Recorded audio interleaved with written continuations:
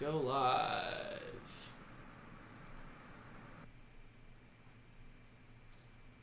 Awesome. All right. We're live. I'll wait for someone in here to confirm that we're live.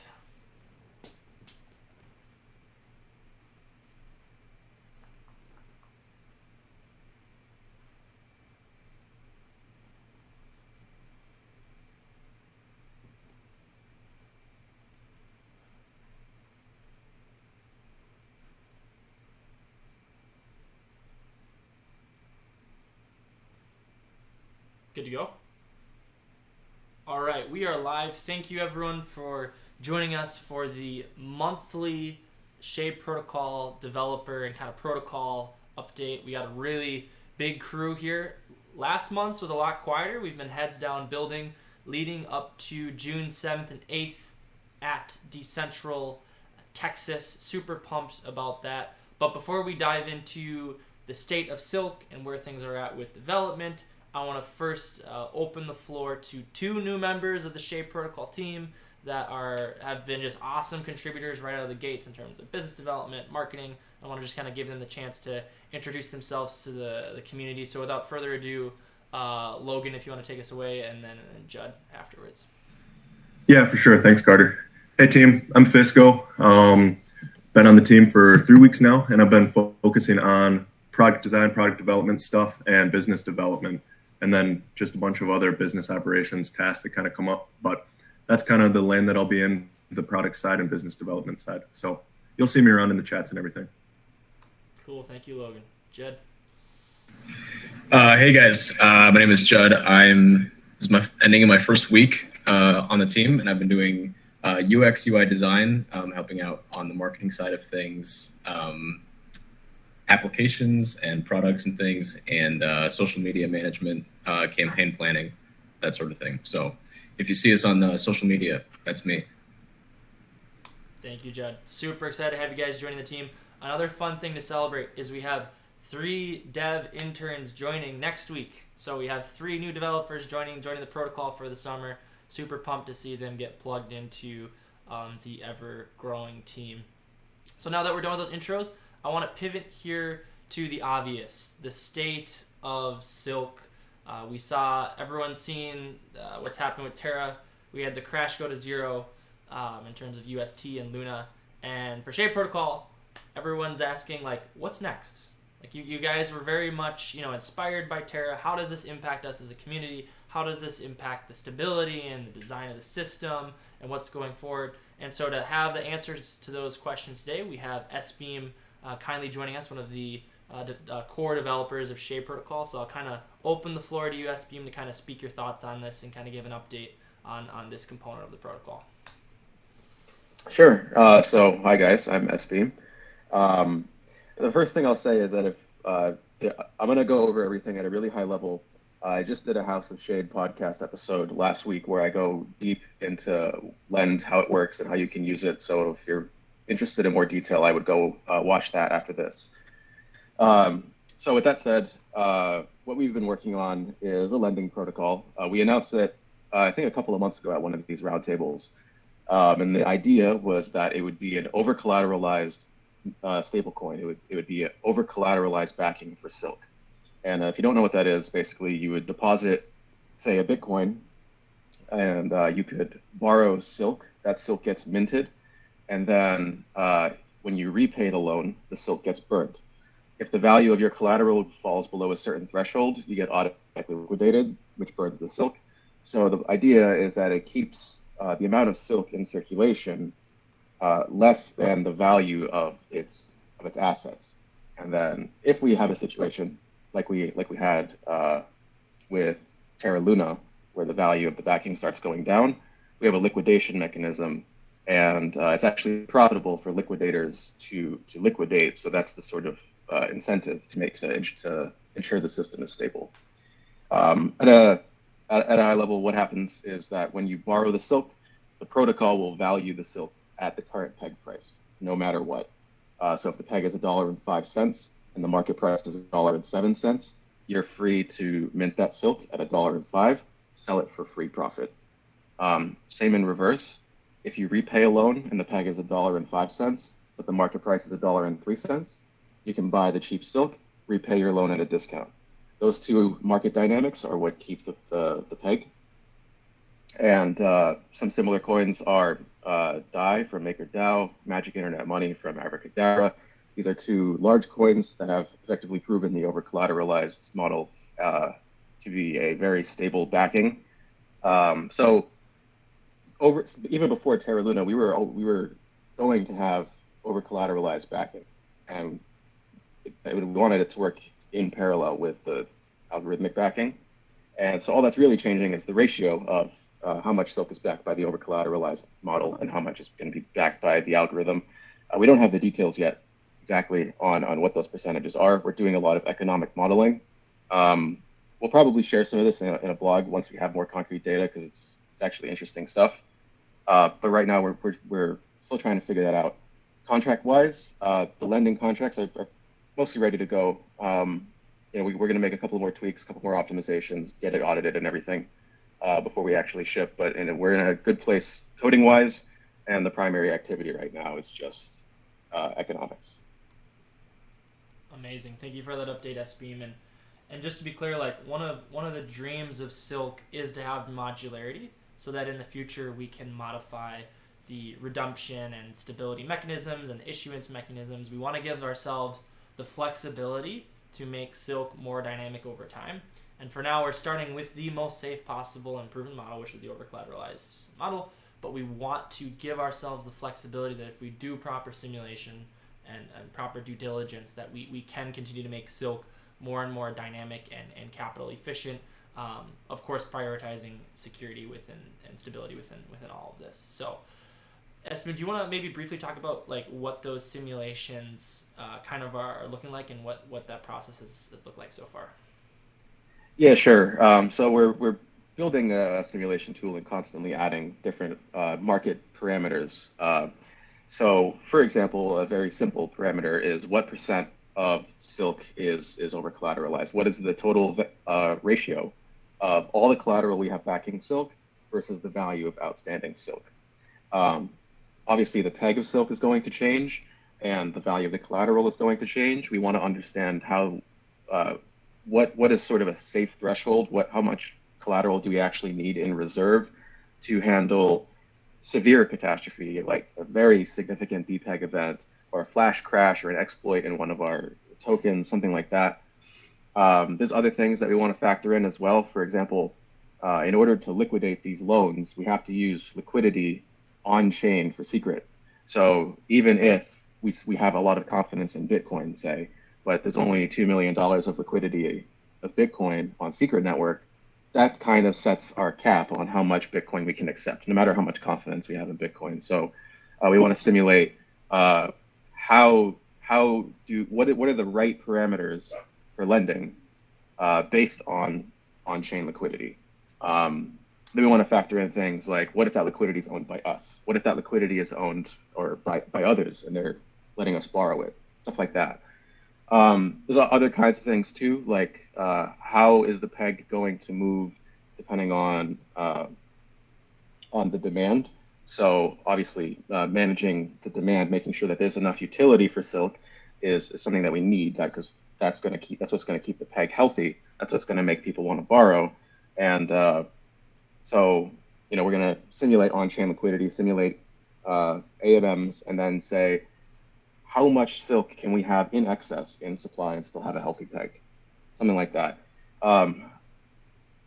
We really want to get really fine details like that, because as part of building something that's anti-fragile, we want to catch these edge cases, these tail risk, things like what happens if we have a bridged asset and the bridge gets exploited? Can we survive that? We need to. So all these different edge cases, we're trying to capture all of that in a simulation tool and make sure that what we're building actually lives up to our standards. And like I said, at some point when we have more of this concrete, we have a very good idea of how things are behaving. We'll probably publish this in a blog and share it with the community.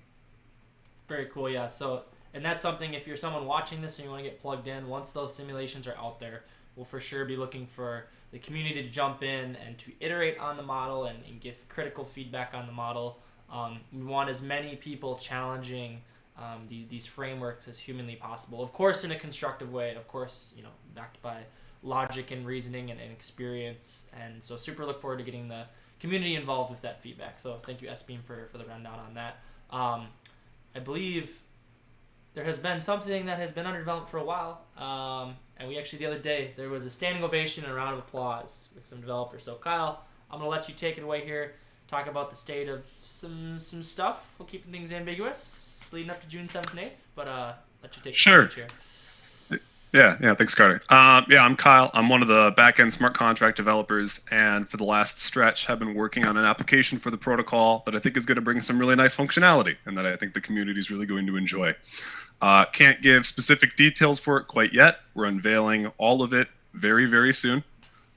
Should be very exciting to finally get to talk about it. But the development is done. We are finalizing looks. We're finalizing user experience with it. Auditing comes very, very soon, and then it should be rolled out to the community, hopefully soon. Very excited for everybody to get their hands on it, to get to see it, and more details will be coming very soon. Yeah. But sir, when soon? How about Decentral? You heard it here first, folks. All the fun deets at Decentral. Speaking of which, we have someone on deck here who has done an immense amount of work organizing Decentral Texas for Shade Protocol, and that individual is Daltz. So, would you like to jump in here briefly and kind of give a rundown of what's to be expected? And also, Daltz isn't feeling the greatest, so if his voice falls off the map, someone else will jump in here for him. But I know he's very excited about Texas and all the work that's been put into that. So, yeah, thanks, Carter. Like Carter said, I'm not feeling the best, so forgive me if my voice does fail or if I crack. But yeah, I've been working really close with Logan in terms of kind of scheduling partnerships, scheduling meetups, making sure that things are set up for Austin. It's going to be absolutely insane. There's as far as I know to date, there's 30 plus core contributors coming to Austin. So just to let you guys know that it's not just the people on this call. There are many, many more of us that are contributing to this protocol and doing what it takes to get things done. So that's really, really exciting. And like I said, on the terms of partnerships, I actually just got back from Permissionless down in West Palm Beach last week. And when I tell you that we spoke to the right people, we definitely met the right people down there. And we have some very, very exciting things in the works. I don't know how much I should say. I don't know how much I want to say.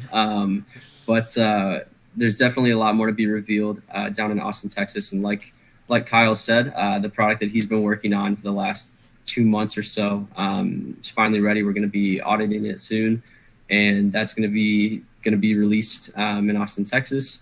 And then we actually have a side event planned. So Secret Network is hosting an after party at a speakeasy, and obviously Kevin Smith will be talking there to kind of talk about his new NFT movie. But Shade Protocol actually has 5 minutes on that stage for a very, very large announcement. We have a hype video made.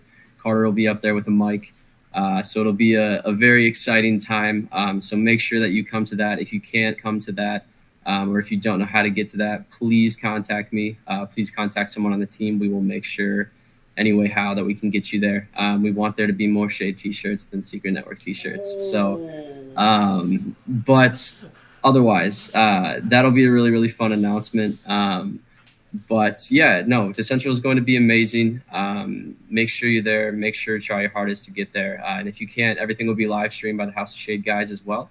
And so if you can't, if you're out of country, anything like that, everything will be available to you. And you'll be able to kind of experience what we're experiencing at the event, even if you can't make it. So that's all I should say. Otherwise, I'm going to start leaking information that I probably shouldn't leak. So I'll give it back to Carter. Awesome. Thank you, Dalton. I guess I'll hand off to one more update, just because things have been heating up lately on this front. Guy Garcia, how have the staking derivative stuff been? Any info you want to share on the state of that type of progress?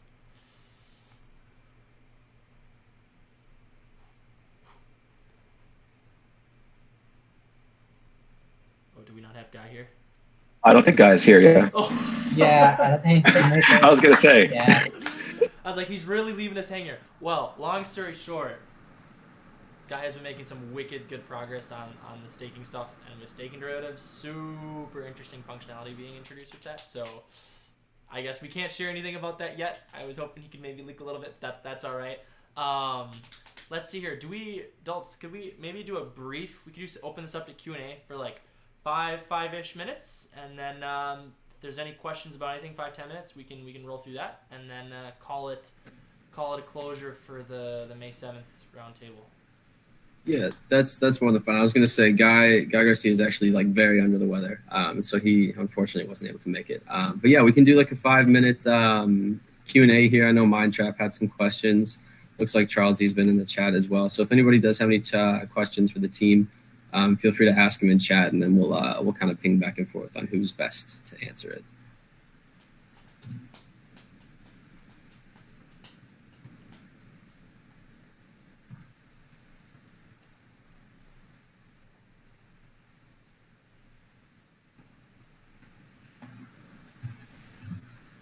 And if we don't get any questions from chat, we can always toss out a question for someone on this call too. So.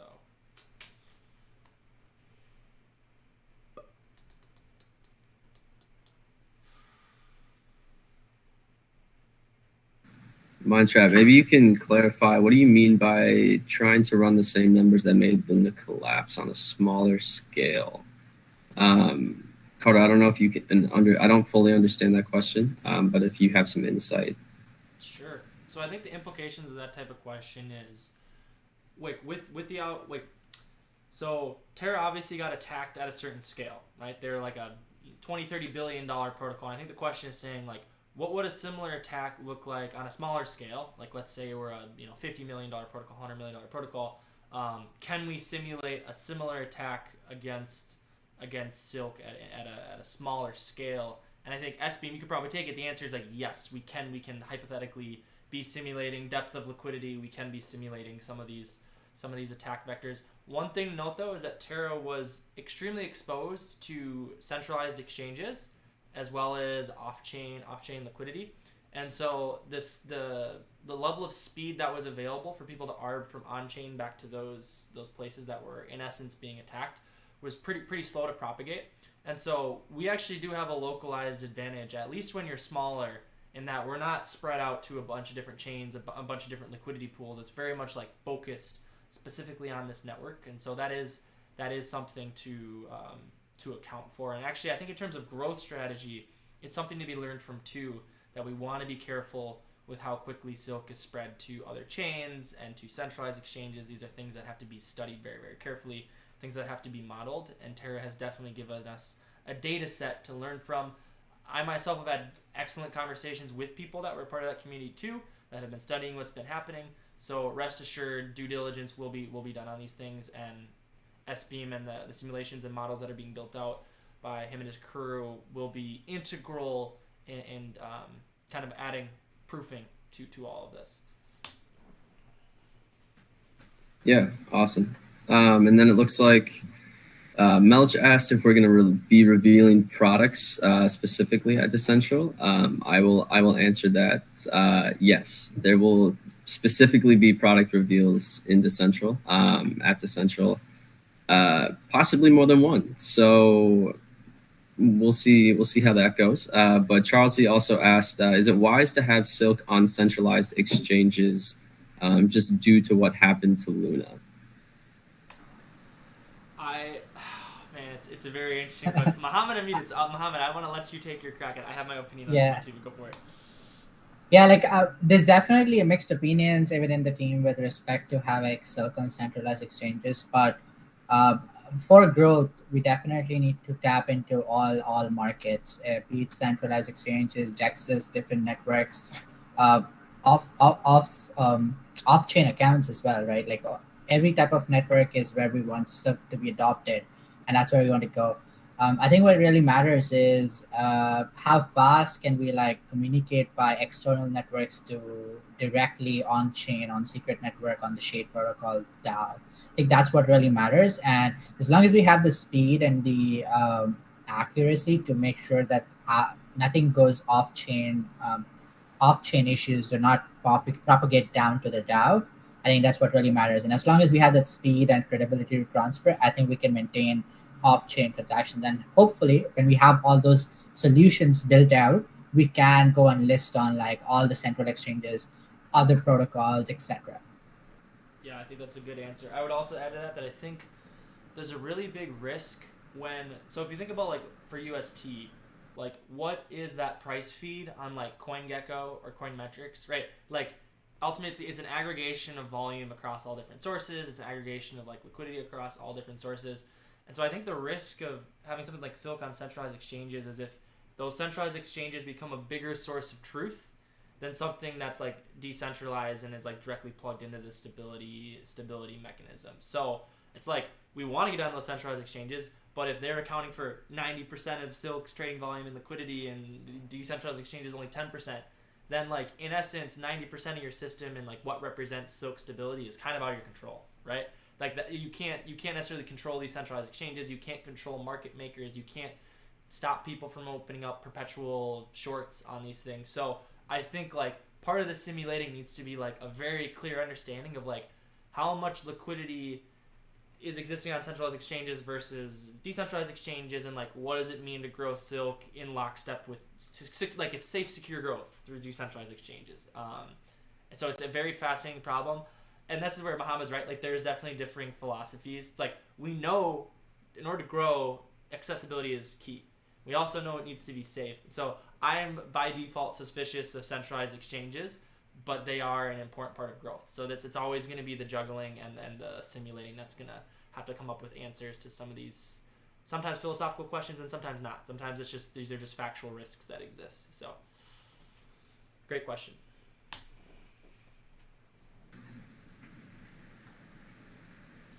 Yeah, so it looks like Mindtrap's asking some pretty specific questions regarding like Silk composition or what we would use to back Silk.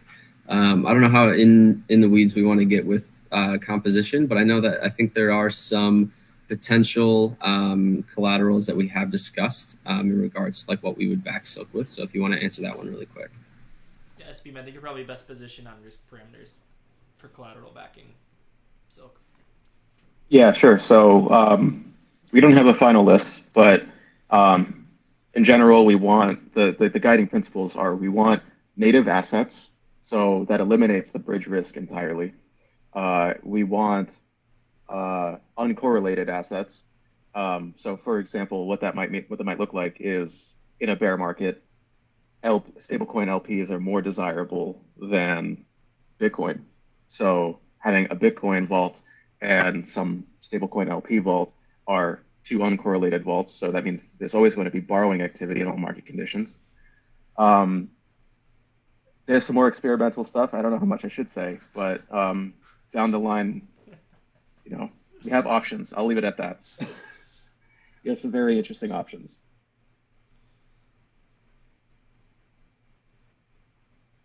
Perfect. And then I think finally, Charles, you just had some questions about like building any tooling for centralized exchanges, or if they would have a way in regards to converting Silk to Shade, Shade to Silk. I know, Carter, we've talked about that a little bit and what that looks like from a protocol standpoint. So if you want to just give like a brief answer on that, and then I think we can wrap up here.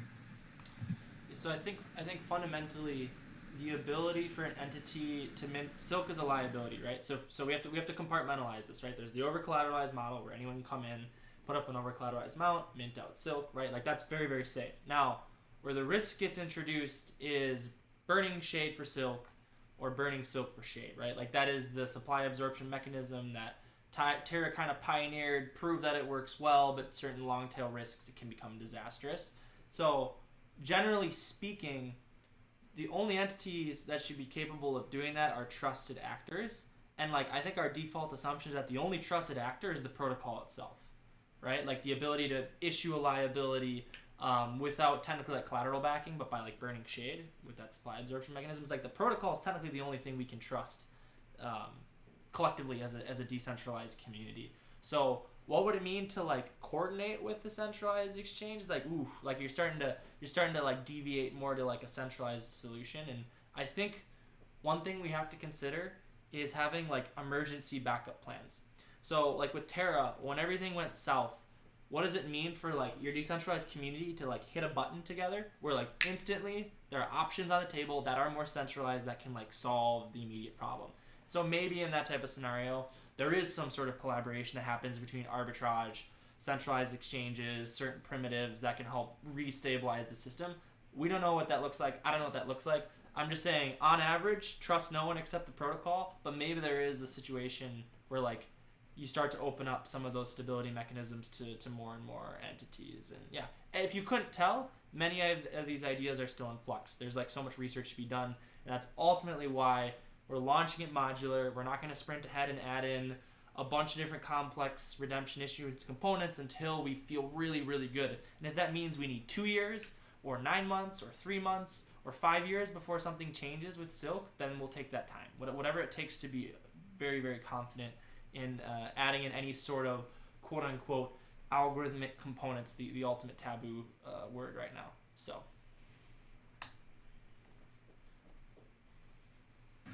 Perfect. Well, yeah, I think that about wraps it up, guys. We've been on the Q&A for about 8 minutes now. But yeah, just a final thank you for everyone jumping on this call. Final thank you to everyone who's been watching in the chats, asking questions. It means a lot to us. And like I mentioned earlier, tune in for Decentral. Make sure that you guys are there. And if you can't be there, try your best to watch the live streams. I think Carter has one more thing to add here before I finally close out. So I'll let him do that really quick. Also say the front end guys, shout out to Austin and Carlos and crew, have been working crazy hard on unifying a lot of the primitives in the work. So June 14th, there's going to be a testing initiative that gets kicked off for testing out some of the front end stuff, testing out some of the products that are going to be revealed. So be sure to join the Discord, join the testing initiative channel. Super pumped for all the hard work that the front end teams have been putting in start to get revealed here and get your guys' hands on the products. So just wanted to give a shout out to the front end guys and all their hard work. Yeah, absolutely. Carter beat me to it. Really big round of applause for the front end guys and what they've been doing. And then obviously, like Carter said, make sure you're in our Discord, follow us on Twitter, Telegram, Instagram, TikTok. Judd's actually been helping us grow our TikTok presence. So if you guys want to see more like the human aspect of what it means to work at a startup, what it means to actually like build a protocol like this and what it takes, that's definitely the place to go to see more of like the team and more of like who actually contributes to that. But yeah, just to close it out, guys, thank you for joining. It's always fun to have these talks. We'll have another talk like this next month. And we'll have a little bit more to talk about after Austin, Texas, and everything that we've revealed there. But yeah, enjoy the rest of your day, guys. Have a good one, guys.